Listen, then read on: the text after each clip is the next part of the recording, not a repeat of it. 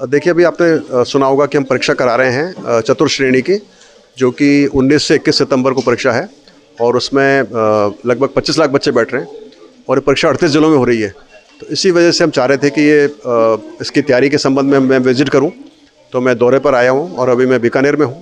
कल मैं सीकर में था और बेसिकली एक रिव्यू मीटिंग थी जहाँ हम जानकारी ले रहे थे कि तैयारी हमारी कैसी है, कोई कमियां तो नहीं है, कोई मिसअंडरस्टैंडिंग तो नहीं है, कोई परसेप्शन में कोई दिक्कत तो नहीं है।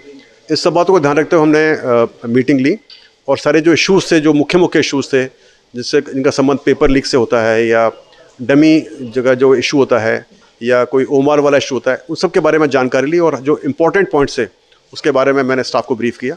और मुझे उम्मीद है कि ये परीक्षा बिल्कुल आसानी से और ढंग से पूरी हो पाएगी और जो परीक्षार्थी हैं उनको भी किसी प्रकार की तकलीफ नहीं होगी। देखिए, परीक्षाएं को अच्छे से कराने के लिए और उसमें कोई भी गड़बड़ी ना हो, कोई फर्जीवाड़ा ना हो, इसके लिए हमने बहुत सारे कदम उठाए हैं।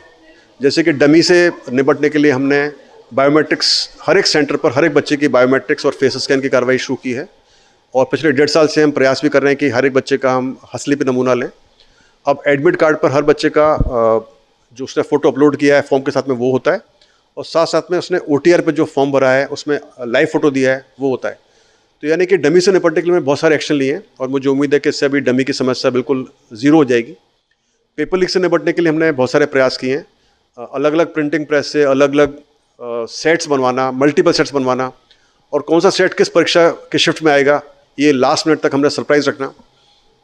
इसके अलावा परीक्षा केंद्र को परीक्षा स्टार्ट के 1 घंटे पहले बंद कर देना, सारे जो सर्विलेंस रखना, हर जो सारे के सारी जो कार्रवाई हो रही है उसको पूरा वीडियोग्राफी में बंद करना, CCTV लगाना परीक्षा केंद्र के ऊपर, परीक्षा कक्षों में CCTV लगाना। तो बहुत सारे हमने ऐसे स्टेप्स लिए हैं जैसे कि नकल के ऊपर, डमी के ऊपर और पेपर लीक के ऊपर काबू पाया जा सके।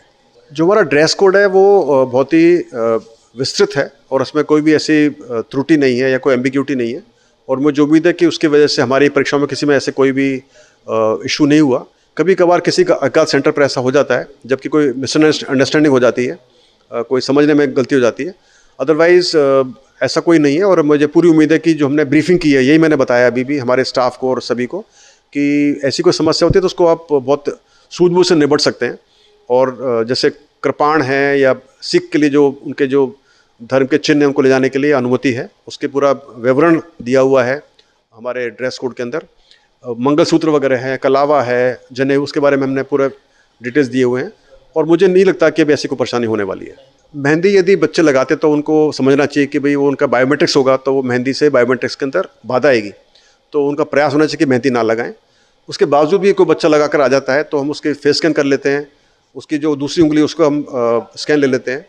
और यदि आपके माध्यम से बताना चाहूँगा बच्चों को, जो लड़कियाँ लगाती हैं मेहंदी, कि प्रयास करें कि जो टिप्स होते हैं अपने जो उंगली के पोर होते हैं उन पर मेहंदी ना लगाएं और सिर्फ हथेली पे मेहंदी लगाएं ताकि उनका बायोमेट्रिक्स कर सकें। अभी जब मैं मीटिंग में था तो किसी ने मुझे रिक्वेस्ट किया था कि साहब हम परीक्षाएं यदि कंप्यूटर बेस पर टेस्ट कराएं तो ये जो परीक्षा लीक, जो पेपर लीक की समस्या काफ़ी हद तक सॉल्व हो सकती है। वो बात बिल्कुल सही है। सिर्फ हमारी प्रॉब्लम ये है कि राजस्थान के अंदर हमारे पास सिर्फ 20,000 नोड्स हैं जहाँ पर कि कंप्यूटर बेस्ड परीक्षा हो सकती है और वो सभी नोड्स प्राइवेट सेंटर्स पर हैं, यानी private engineering colleges, private colleges में। और उनमें से बहुत सारे ऐसे कॉलेज हैं जो कि सेफ़ नहीं हैं, जहाँ पर कि परीक्षा कराना सुरक्षित नहीं है।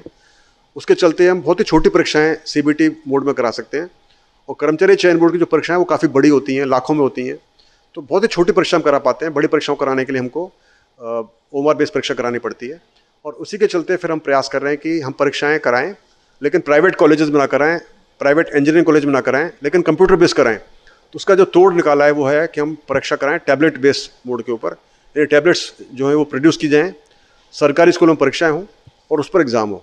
उसके ऊपर भी एक्सपेरिमेंट चल रहा है। हम प्रयास कर रहे हैं IIT कानपुर और IIT मद्रास की मदद से कि वहाँ पर ये हम जो एक टैबलेट पर जब परीक्षा कराएंगे तो क्या वो सेफ़ रहेगी, उसमें क्या क्या सेफ गार्ड करने पड़ेंगे, खासकर जब परीक्षा केंद्र के ऊपर सर्वर से परीक्षा टैबलेट के ऊपर जब लोड की जा रही है परीक्षा पत्र को, उस समय पर क्या वो लीक हो सकता है या लीक ना हो, उसके लिए क्या क्या उसमें चेक्स बैलेंसेज हों, उस पर अभी परीक्षण चल रहा है और मुझे उम्मीद है कि ये परीक्षण सफल होगा। बीच में परीक्षण हुआ था वो सफल नहीं हुआ था, उसमें कुछ कमियां रह गई थी, अभी भी चल रहा है और मुझे उम्मीद है कि परीक्षण सफल होगा। सफल होने के बाद फिर हम ये परीक्षाओं को जो साइज़ है बढ़ा देंगे, पहले 5,000, 10,000, फिर 20,000, ऐसे प्रयास करेंगे जितना हो सके ज़्यादा परीक्षा केंद्रों पर ईएम टैबलेट पर परीक्षा करा सकें। तो ये एक बहुत ही फुल प्रूफ सिस्टम है जिससे कि पेपर लीक नहीं होगा।